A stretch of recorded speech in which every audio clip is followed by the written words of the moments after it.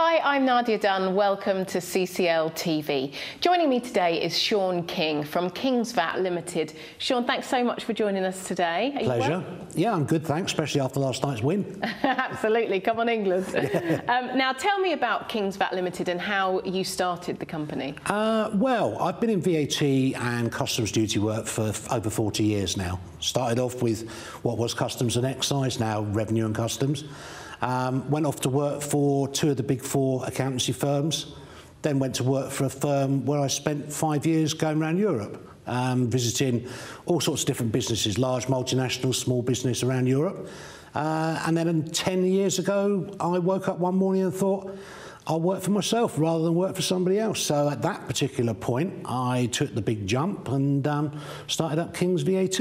And I suppose I was fairly unique because at that time, I had experience of UK VAT systems and I had experience of the European VAT systems as well. And so that was the start of it. Excellent. And how can your company help businesses, particularly within e-commerce cross-border? Well, I mean, I work very closely with the likes of CCL, and so I'm aware of what the problems are. And working with them, coming up with the resolutions for it. And we're involved with, I have a network of agents who I work with throughout Europe, so I can arrange people to be VAT registered in Europe, as much as I can do in the UK. And then on top of that also, if they've got queries regarding customs duties as well, I can help them with that. So it's building up a network over that period of time that's helped, really. Yeah, I mean, that's key in so many industries, isn't it? Communication and networking. Yeah. And tell us about Brexit and how that's affected the industry. Goodness me. Yeah, Brexit has caused all sorts of problems for people. It's slowed down supply chains. It's put barriers up where barriers didn't exist before between the UK and the EU. If you look at VAT, there's been all sorts of changes. I know we're going to come on and talk about those, but those changes have meant that people have been caught unaware of what they need to do in order to be compliant. And it's only now, 6 months, 7 months after Brexit, that a lot of businesses are realising that they're not compliant and they've been caught and chased up by HMRC in the UK. So there were two big changes, January and July 1st. Tell us about those. OK, January was when the UK stole the march on the EU and introduced new rules, which required essentially businesses that are selling B2C, e-commerce, with goods valued at under £135 to have to register for UK VAT. Previously they didn't. Previously they paid VAT at the point of import, but the rules changed. So that meant then that there was a raft of businesses from around the world having to register for UK VAT. And there are still a lot of businesses that haven't. Only recently I've just dealt with one company in America and they were 6 months late in realising. They wondered why that they had all this money that they'd previously been paying out to their agent and they weren't paying it anymore and they couldn't understand why. And they spoke to me and we regularised it, but they had to pay over £200,000 in arrears of VAT to Revenue and Customs. Luckily, they'd provided for it. They knew it had to be paid. They just didn't know how to do it. So is there a fine on top of that? Luckily, not in this instance, but I think that, you know, as time goes on, there will be. There's the potential always for fines and also interest charges on top of outstanding tax as well. So that was Brexit. So that came in. That was the UK bringing in new rules on the 1st of January. The EU then have brought in a new rule on the 1st of July, and what they've done is they've effectively mirrored what the UK have done.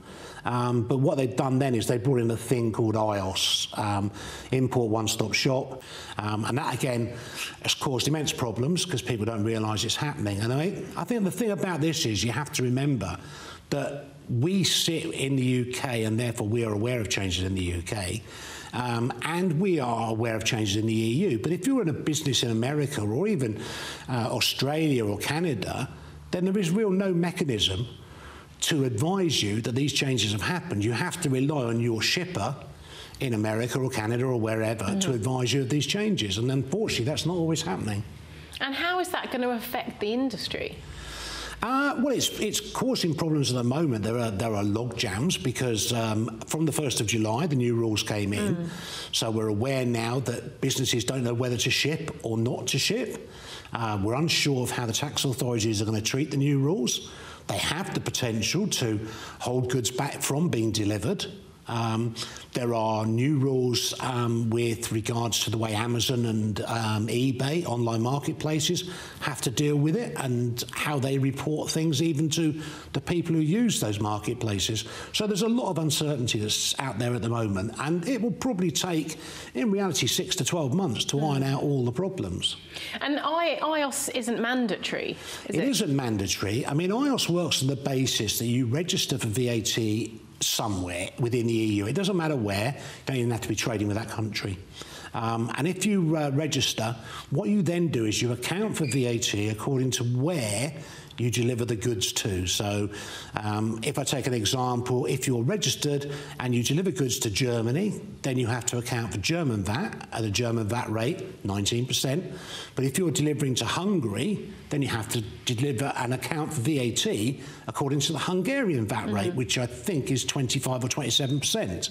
So there's a big difference in the VAT rates as well. Yeah. But you effectively need 27 VAT rates and be aware of what those VAT rates are in order that you can account for the VAT correctly and, of course, the pricing that goes with it as well. Yeah, of course.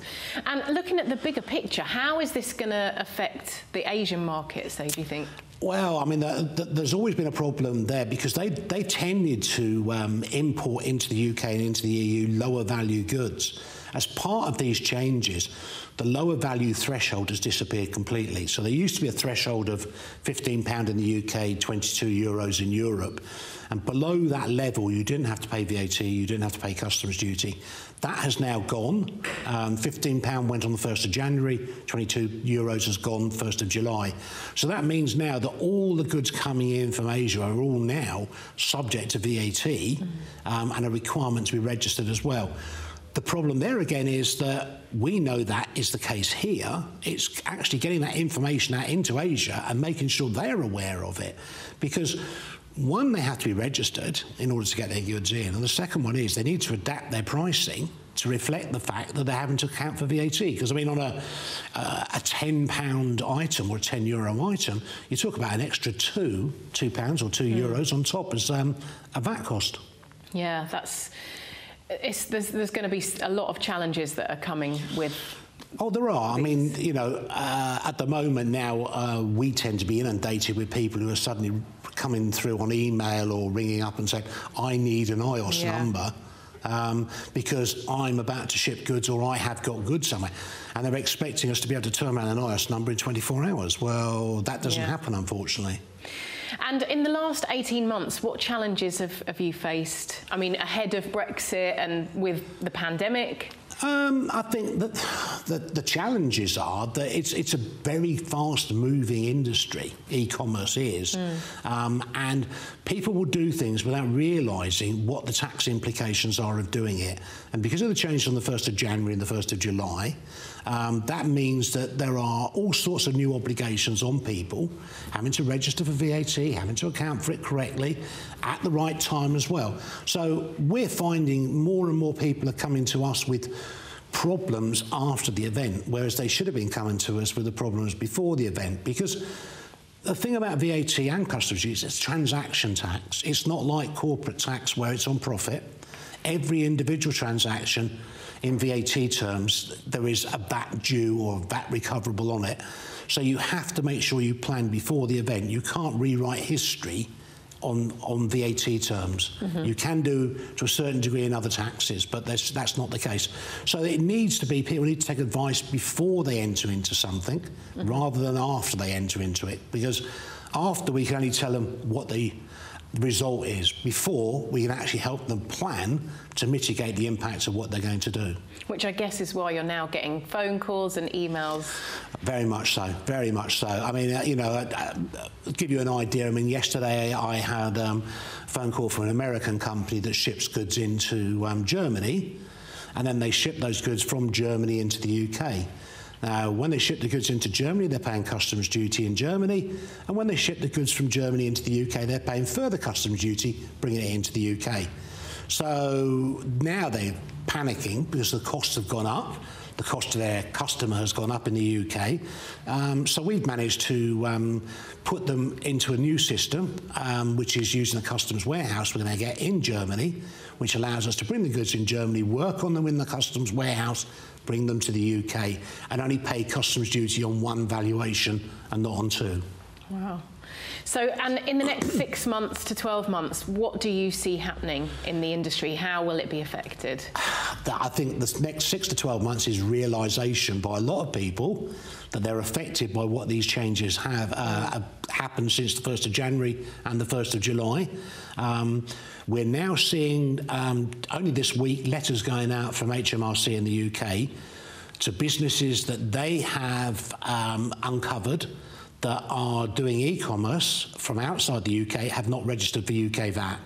So we're now getting people coming to us panicking because they've had these letters and they want to know what they're supposed to do. Yeah. And then we've got the situation of having to go back and look at 6 months at the moment of trading, trying to establish the correct position.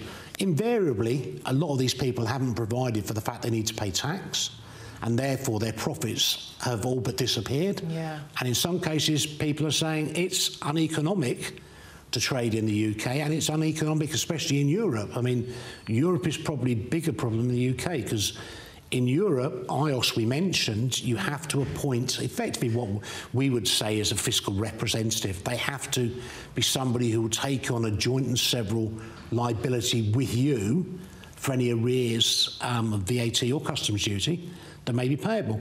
Well, of course, that needs somebody in Europe, and they're not going to do it for nothing because they have a very high risk. So it costs a considerable amount of money to have to register under IOS.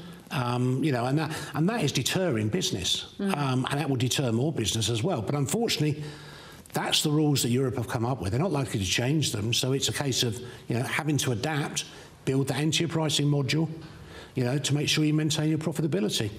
And hope that IOS is a success. Yeah, I think IOS will be IOS has to be a success, because historically the problem has always been that the VAT has gone to the country where the goods are imported. Now, you know, good old UK, before Brexit, we were the entry point for Europe. So everything that came in e-commerce came in through the UK. The UK government got all the VAT from those packages, regardless of their destination. So if they were destined for Germany, France, Italy, Spain, the UK got the money. IOS now distributes that money according to where the goods are going to go. So that Europe has to make it work.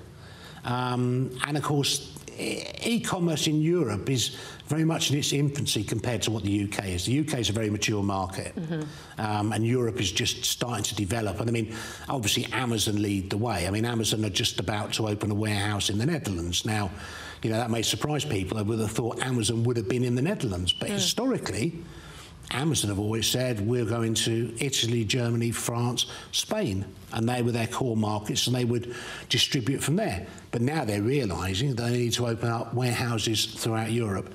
Warehouses throughout Europe means VAT problems throughout Europe as well. It does. Well, thank you so much for your time. Now, before we finish, we do ask a question to our guests. Can you tell us, if you were to be stranded on a desert island, what book and album would you take with you? Gosh, book, I would definitely take with me 1984, a George Orwell book, which I find so many similarities with current life, although it was written so many years ago. An album, and that's a difficult one. I'm very much a Rod Stewart. So I'd probably take one of Rod's albums out with me just to give me a bit of an uplift when I'm out there. Excellent. Well, thank you so much for your time, and good luck for the next year. Thank you very much. Thank you.